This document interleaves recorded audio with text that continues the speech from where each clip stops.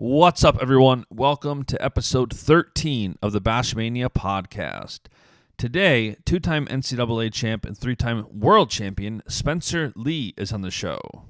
Now, while quiet on social media, which we're going to get into in this conversation, Spencer has a lot to say about wrestling, Iowa, the World Championships, Olympics, and so much more. Before we get started, please be sure to subscribe to the show. Follow Baschamania on Instagram, Twitter, and Facebook if you want to join the conversation. And if you enjoy this podcast, please go and leave a 5-star review on Apple. I would so greatly appreciate it. But now, let's get this show on the road. It's Baschamania! Let me tell you something, brother. He gave us everything he had in him tonight. What you gonna do when Baschamania runs wild on you? Oh, it's gonna be a good one. And business just picked up here on the podcast. Oh, yeah. Pokemon champ Spencer Lee, how are you? I don't know about champ Pokemon. I play Pokemon. You're pretty good at it too, though, aren't you? Like, you've been doing it a long time. I mean, I'm okay. I've been to two tournaments. Oh, I've been to like 5 tournaments, but How did you do the tournaments? And by the way, I didn't even know there was a tournament. there's different there's a scene for card and video game. I play video game. But there's like different types of tournaments. Like a PCs is the smallest. Okay. S is like mid-season showdown. That's like the second smallest. Then you got regionals and then you got like the nationals and world and stuff. So Dang. I the 2 PCs and 2 regionals. Wow. I won 2 PCs. I took 17th. I won regional and I took 54th or something like that. That's awesome. How long have you been playing for? I've been playing since 2013. Wow, that's a long time. Have you always been into gaming? I know a lot of wrestlers are into like Call of Duty and like that type of stuff. Well, I didn't get my first like Xbox or anything until I was like 14 or 15. Also, all I played was my DS. I just read books and played Pokemon. Yeah. So I did. That's pretty cool. All right, well let's go back. We're talking 13, 14. Let's go back even earlier. As far as I know, see, it's funny. I'm so interested in the Spencer Lee story, and I don't even want to call it the Spencer Lee story because I know it's still so early on in your career, but everything up until now is fascinating. You grew up in PA, as so many good wrestlers do, and you started wrestling, what, like 5, 6 years old? I was 6, yeah. And what got you started with wrestling specifically? It was just random, really. It wasn't like my parents did get me into it or anything. I chose to wrestle. So my parents obviously did judo. I'm sure you've heard that story before. But so I was at school and all my friends wrestled. So I asked my dad one day if I could wrestle, and he was like, "I haven't wrestled since high school." You know, my dad wrestled in high school to help his judo, and so then I got started in wrestling. I was supposed to do judo, but there wasn't a lot of judo in PA. Yeah. So I started wrestling. So you didn't watch like WWF. You didn't No. wrestle for any other reason other than you tried judo and wanted to try like a different combat sport. And as far as I understood, you were really, really good from the get-go, right? Yeah, my first year I only lost 1 match. And my dad sought out someone to beat me. Wait, time out. And how old were you at this point? I was 6. And your dad's trying to find someone to beat you? Well, it's funny because around my local area, no one could beat me. I only wrestled 28 matches or something, but I was killing everybody. Still, as a 6-year-old, that's a lot. Yeah, but I guess I was just naturally I had good hips or something. Yep. Wrong. I don't know. But and I guess my dad was trying to correct me on something, and I said I went like this. I'm 6, granted. And I'm like, I know.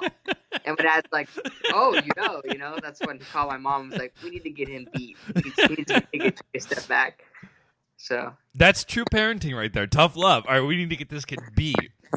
Well, I just parents saying, hey, my mom was, national team member judo. My dad was a national team coach.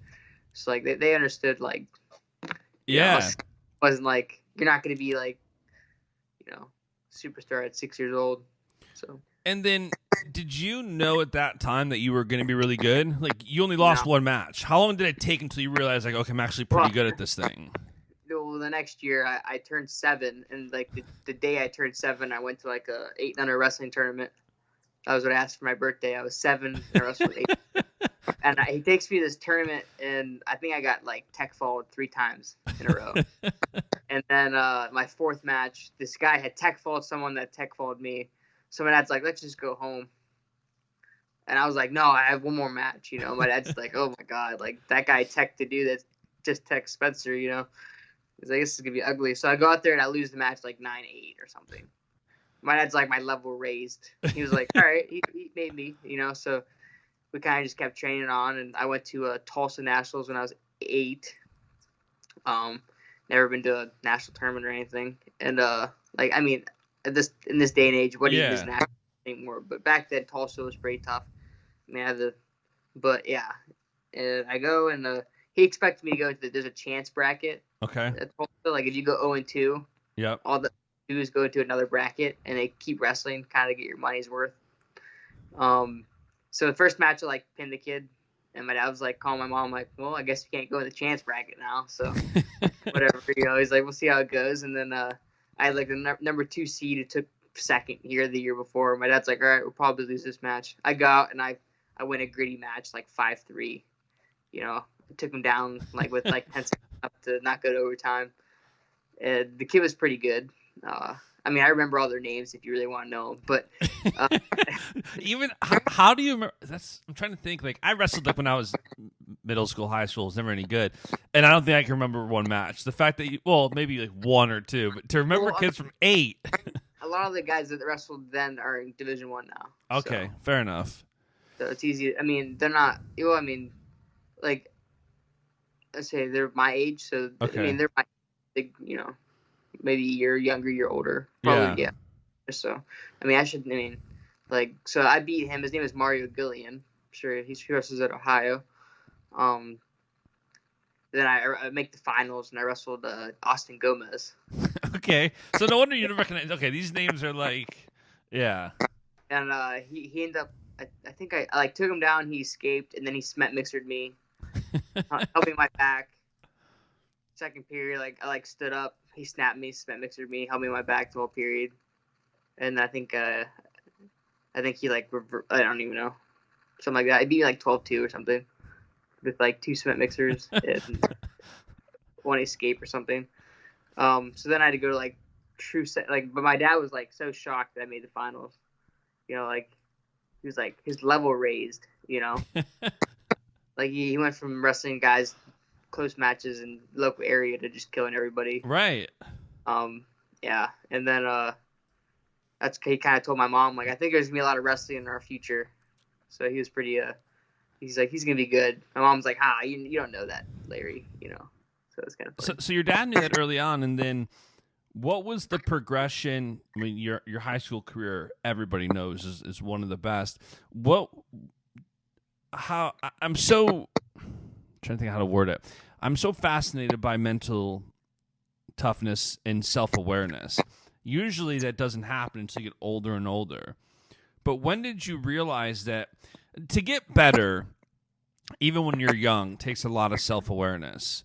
How did you early on, just from that point, from 7, 8 years old to having an unbelievable high school career, now having such an amazing collegiate career, winning, 3 world championships in high school, 2 cadet, 1 junior, was it? One cadet, 2. 1 cadet, 2 juniors. How do you continue to jump levels that early on? I mean, it's just focusing on improvement, not really on just like winning, you know. I mean, winning comes with improvement. You know, if you prove you're gonna win, right? So I mean, it's just a lot of like. I mean, I attribute a lot to my parents, my coaches. They, you know, I knew how to push myself, but like I'm still kind of reliant on my coaches even now. You know, to push me. They help a lot. So I mean, it's just a lot of team effort of keeping that going, and I mean, it was tough, but I mean, does it change after you when you've had so many different, I don't want to even call them lows, but you've had so many different points where the average person, it's hard. Either you've had both, you win at the highest level, winning cadet and junior world championships and NCAA championships, but you've also had the matches like it's fascinating that it's like you lose at Big Tens 2 years in a row and nobody doubts that you can go out and win national championships, and you do. Like it's still from both the winning everything and then continuing being good, or losing and continuing being that good. Even from an early standpoint, have you found yourself doing consistent things to keep the results consistent? Well, I mean, we have a lot of things that we do.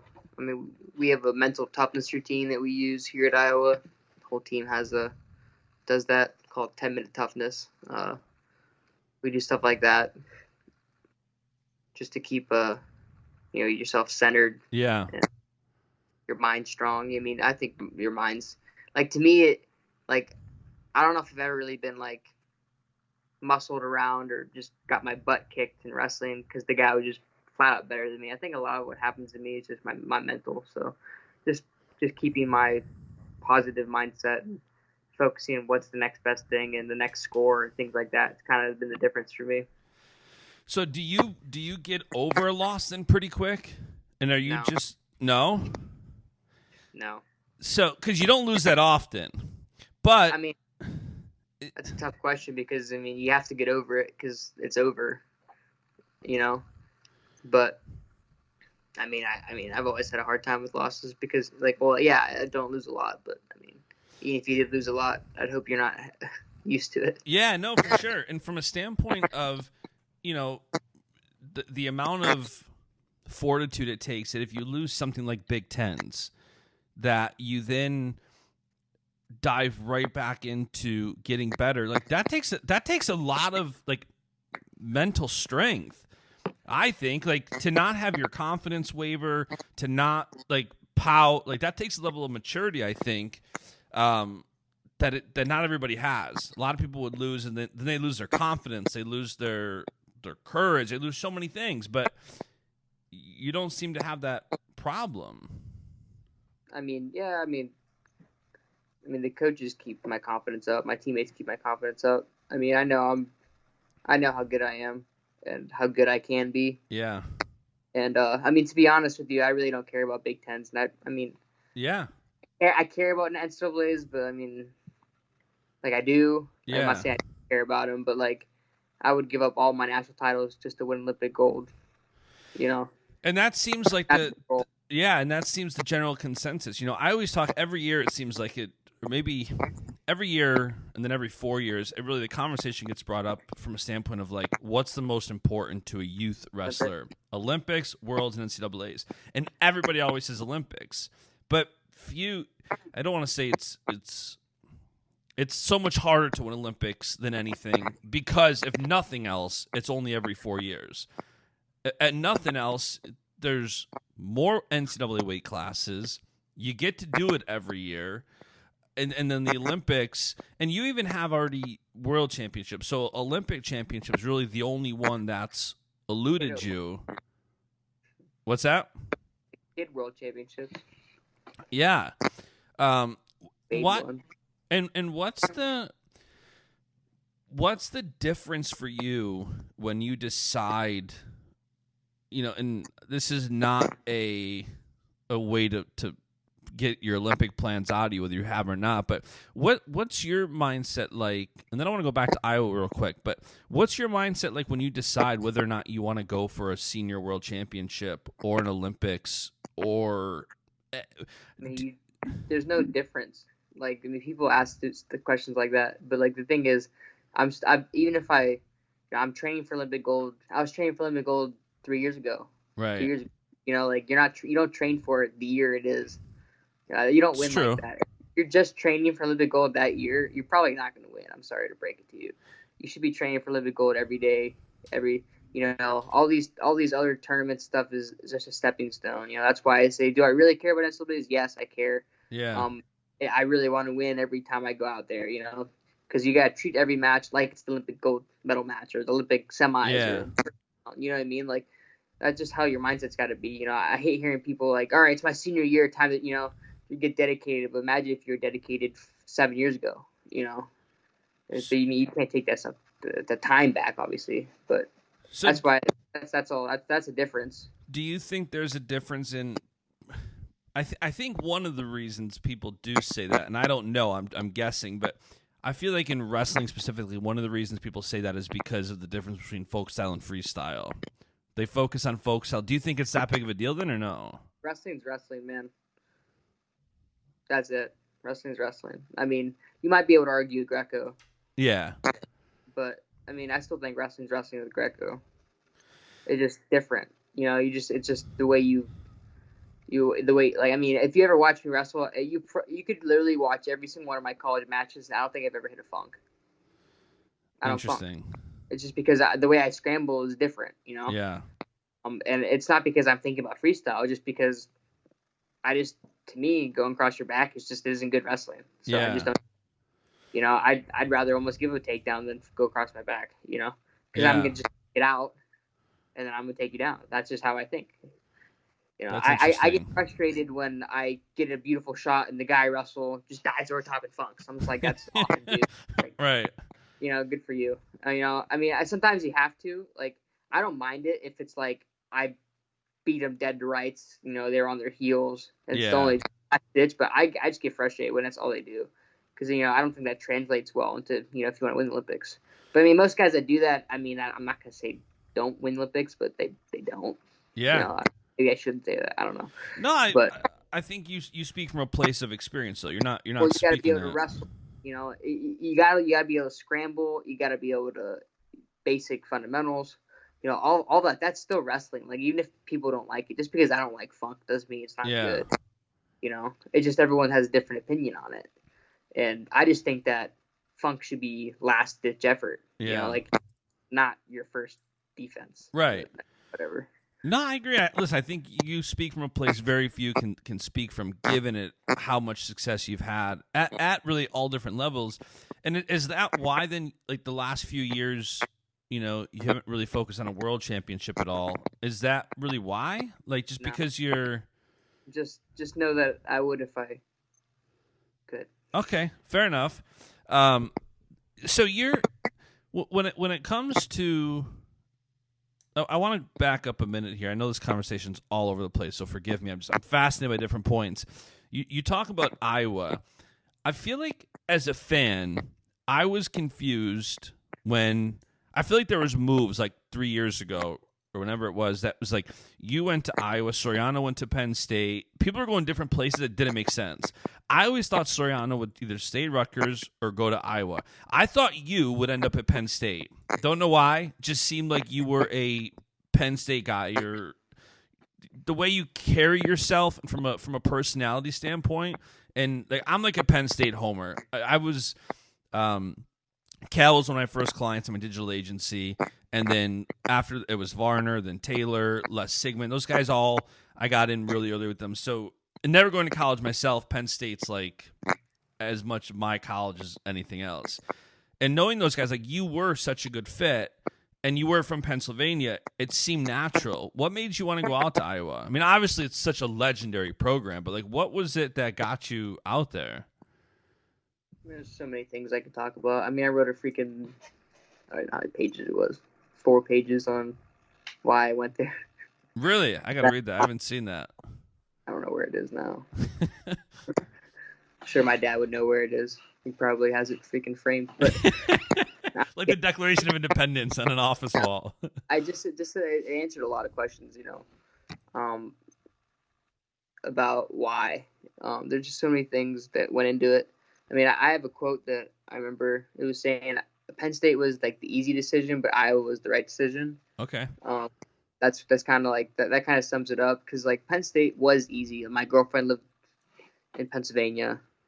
My family lived in Pennsylvania. My friends lived in Pennsylvania. They're national champions like 7 years in a row. Yeah.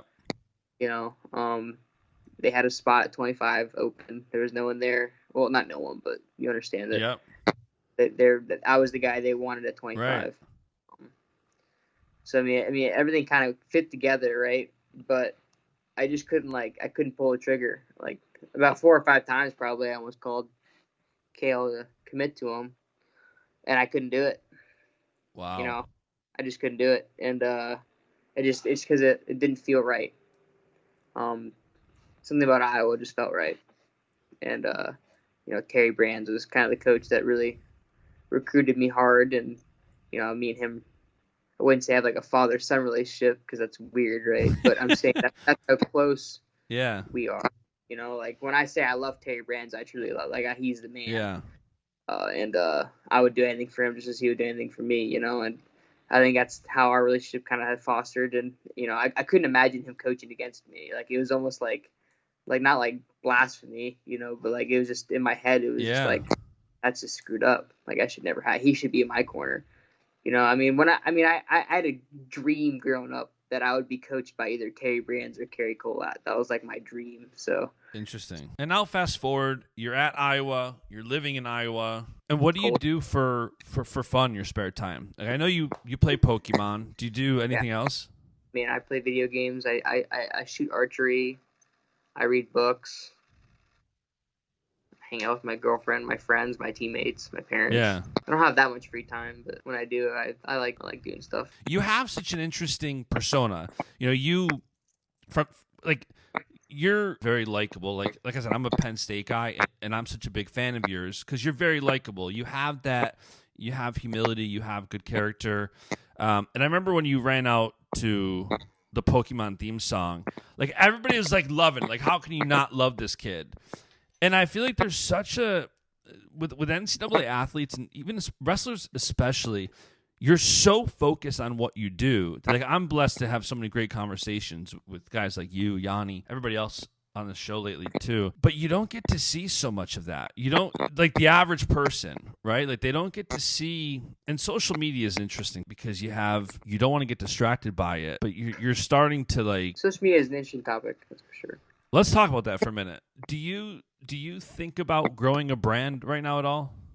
I mean, that I hate social media. I hate every part of it, every aspect of it. I hate every second being on it. But I do have not a brand, but I do see myself as like an ambassador of the sport and the University of Iowa. Yeah. And I do have not like a following, but like I mean, there are people that are a fan of Hawkeyes and wrestling, and I think Jordan Burroughs and Kyle Snyder do a great job.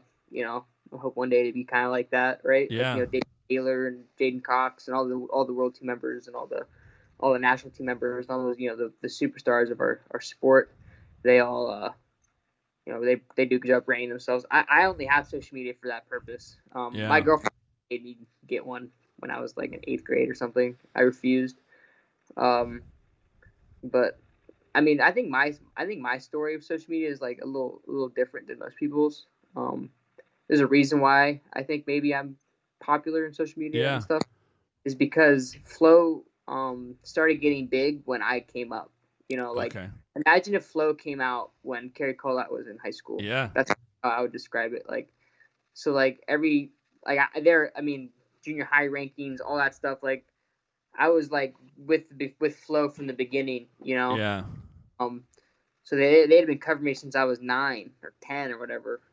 I remember a throwback match of me at like the Tulsa or something. It was Reno against Joey Costa. He actually just committed to Ohio State now, so good for him. But that's kind of funny. But yeah, it's such a different world. Like even I feel like it's interesting for even coaches. Like if you look at all the top coaches, look at Brands, look at Cal, look at Tom Ryan. All these guys, they didn't grow up with any of that, and now they have to coach knowing that.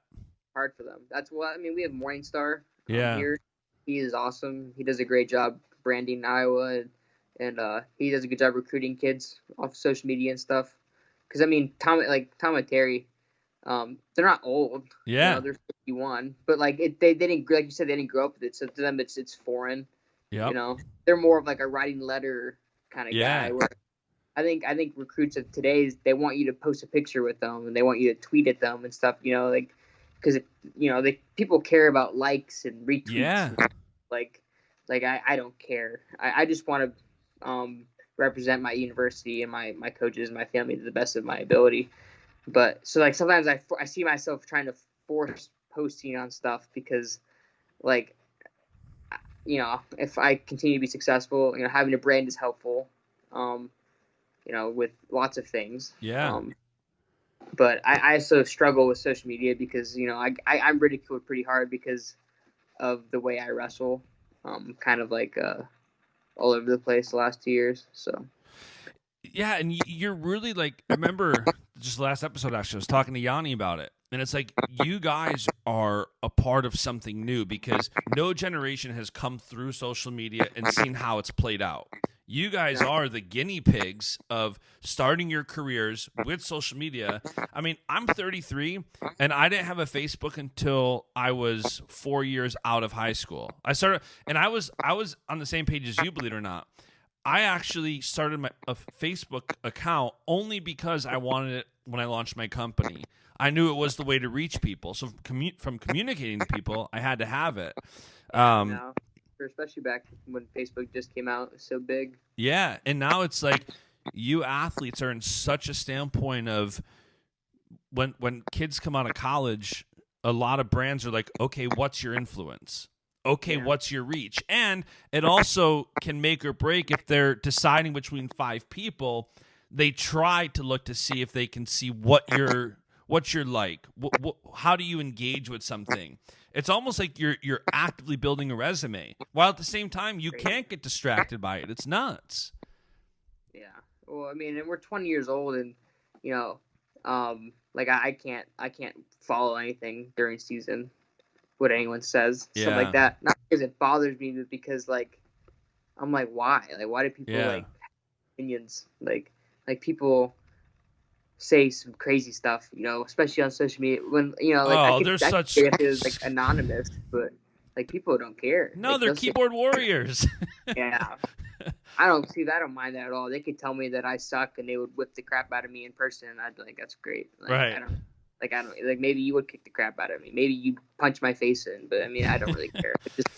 Because all I want to do is, like I said, is represent my university to the best of my ability, and build a brand, and hopefully, continue to grow it. And I mean, my girlfriend tries to help me with that, just because I just suck at it so much. Like I don't know. I just think it's like my coaches don't like it either. Yeah. They hate it. Like they would rather the entire team delete everything. Most coaches are like that. Yeah. So, I mean, all I post is like, if you see my Twitter is pretty much just me retweeting, commenting on Pokemon stuff. So yeah. People used to get frustrated. Like, I know some Iowa fans last year were like, "Dude, like, is this all you do?" Like, I was like, because I enjoy it. I don't know. And it's funny because it gives the fans another level of access, and we were kind of talking about that with like you're somebody people want to learn more of and watch more of, and as fans of people, social media has opened the doors for us to see into people's worlds to the degree of what they want to put out there. So if you're a wrestling fan and one guy puts a lot out there and somebody else doesn't, you're like, come on, why aren't you posting as much as so-and-so? Or why aren't you doing what he's doing? Well, I think a lot of guys my age, too, they care about it a lot. Like, they'll post and then they'll put a story and say, go comment on my new post, stuff like that. Like, you'll never see that. Like, 10 years from now, you won't see me do that. I don't care, and not like the number of likes I get on a post. Like, it's a freaking, right? It doesn't do anything. Like, I mean, the only way, I guess, is like, so, I mean, I personally hate Instagram profiles where their entire profile is just them posting about products or ads. Yeah. My account will not be like that. Like, there's no way. Yeah. I just, like, that's crazy. Like, I don't care if I have 280,000 followers. I'm not going to post every 10 days about some protein powder, like, it's or just, CBD oil is big now. With yeah, oh my gosh. Like, I get it's easy to make money. Like, there's some people that's their livelihood. Like, they're Instagram people that all they do is post about products, and they make thousands. Like, they make six figures a year. I'm like, what? Yeah, it's wild. Crazy. Yeah, and it's too like I remember. I I sit back and I try to just take it in, because part of what I do for a living is just watching behavior, and that's what marketing is. And it's fascinating to try to understand some of it. Like, I remember tweeting something out, and I wasn't calling him out, but it was after Robbie Howard posted pictures at like 4 different universities. And I remember tweeting, like, I've never been in that standpoint, but it's crazy to me that somebody puts on like a school outfit or a hoodie or anything before they go there. And I wasn't like insulting him at all, because I'm like, listen, I've never been in your position. That's today's era. The kids, they care about it's all about how you look. Like there's some kids that I've seen that have like 500 followers on Twitter, and they're posting like 15, 20 times a day. And like, I'm not putting down like their follower count. I'm saying like they're really just, they care so much about their image and how many likes they're getting and stuff, you know. And so they're really trying hard, and I just like I can't understand it. You know, like, I mean, my philosophy on social media is if you just win everything, you're gonna have a lot of followers. Yeah. No, you know, like, for sure. Look at Kyle Snyder and Jordan Burroughs. Like, Jordan Burroughs was almost at 1 million followers on Instagram. Yeah. Now, he does a good job marketing himself, but like, he also wins everything too. And you know what I mean? And it's also a different world, because these are guys who, Kyle's different because he had social media in college, but a lot of the guys, like, I don't think David Taylor had Instagram until post college. No, he didn't. I don't think either. I mean, it wasn't big then either. Right. It's so new. Like, I didn't get an Instagram until 2014. Yeah. I think 2015. And it's interesting because if you figure how much they get going on, like, it's wild how much you can get growing up. You're still in college. You're doing all these things. Like, you're learning so much about life, and you have all these people watching you. Even if you don't try, even if you're not trying to get followers, like you said, if you win, you naturally get more followers. You're going to have people like Flo that are talking about you, and people talking about you, you get more of an audience, and then you have to start. And a lot of kids do get distracted by it. Like, Robbie Howard called me back out, and he's like, well, dude, you've never gone to this school. I'm like, bro, I wasn't trying to put you down at all. I'm like, I just don't understand that culture. Like, I see people that post something and they don't get enough likes in 5 minutes, they take it down. I don't care. I just get my point across. Like, I didn't even want to retweet. Yeah. Video. I retweeted, like, I quote retweeted this little stud we visited. Yeah. At a hospital. Like, I don't want to post that. Yeah. Because people think I'm posting it because I want people to see it. I don't want people. I've been to that hospital multiple times. Yeah. And I've never posted it. You know, like, I it's not about that. It's about making that kid's day. You know, like, I can't wait to see him at Carver. You know, hopefully I'm able to go up to him. Hopefully, you know, he'll have a mask on and stuff. But like, you know, it just, I hope he has a great time. You know, he that's all I care about. Like, I wouldn't have posted anything if it was a Humankind or something. I don't know. They posted a video on it. I wouldn't have said anything. I mean, it's hard because intent gets lost, and like somebody who has pure intent like you do, I don't want to say you don't get credit for it because you're not looking for credit, but the authenticity is so often lost in social because you have people posting just to get the look at me. Yeah. I just all I want, like, I don't care about that. Yeah, that's a good mindset to have, man. It's really, especially knowing how much, like, you have years left of still competing in college to where you really can't do any brand deals right now anyways, and you still have to not get distracted by it and not, you know, like, yeah. Oh, well, listen, man, I know you got to go to an event at school. I don't want to take too much more of your time. I really appreciate you just taking a few minutes and hopping on here. And I look forward to seeing you compete soon. Yeah, it'll be fun. Awesome. Thanks so much, man. And that's today's episode. You know, I'm starting to see a pattern here of wrestlers with such a unique perspective on social media, a lot of them wanting nothing to do with it. I'm going to have to bring in some wrestlers that love it so we can get a contrary viewpoint and try to double down on that conversation of the pros and cons of social media. And if you want to hear that conversation, be sure to subscribe to the podcast and tune in next week. Be sure to follow at Baschamania across all of social media and join on the conversation there too. Until next time, see ya. And the beat goes on, goes on, goes on.